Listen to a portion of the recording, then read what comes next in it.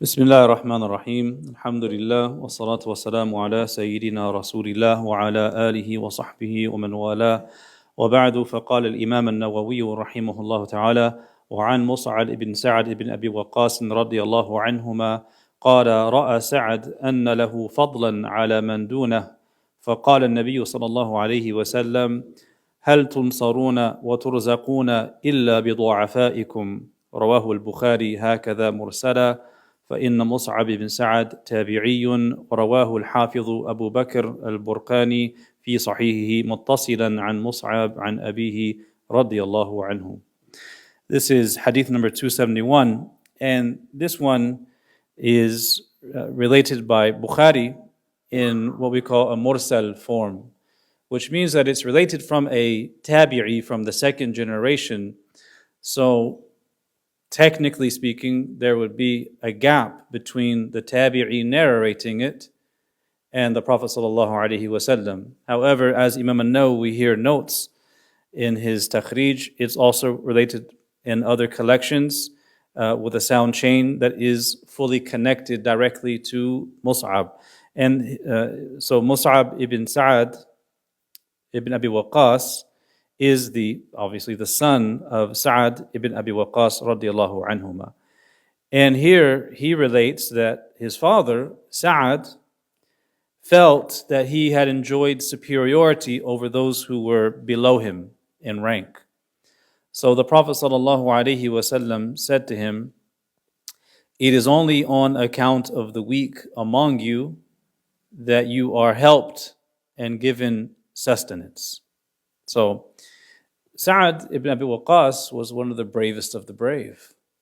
And due to this bravery, he felt that Allah had given him so many blessings in being able to participate in the ghazawat and to give aid to the deen and to be of assistance to Rasulullah sallallahu alaihi wasallam.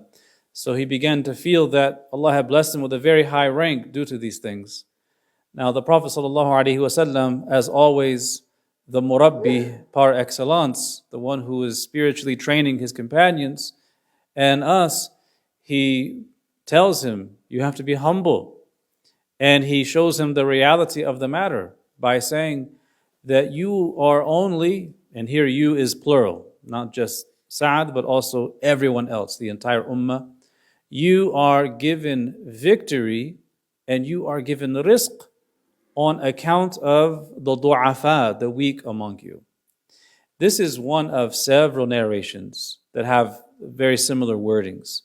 In some narrations, the Prophet ﷺ puts it as a rhetorical question. And are you given victory and help and preserved except due to the weak and the poor and the sincere among you and the obscure, the unknown people? And this is why oftentimes things are more than meets the eye, that what we count as our outward means of help and victory and success is often just outward means, and we're not able to see other means that are the actual means that facilitate everything. And that being the du'afa, the people who are in a state of neediness unto Allah Ta'ala, whose hearts are purified, who are obscure, not always known, and their du'as are mustajab. And that is why it's always good to have people like that around. Ibn Allan as-Siddiqi, one of the commentators on Riyad al-Salihin, he notes that it was a practice of many of the ulama in his time, and this is in Mecca, that when they would make dua for specific needs for the community, they would try to make sure that young children were around to say ameen to those du'as. Because they're in a vulnerable position, they're young, and it is hoped that they are among those du'afa by whose du'as we receive help and aid and provision. Alhamdulillah Rabbil Alameen.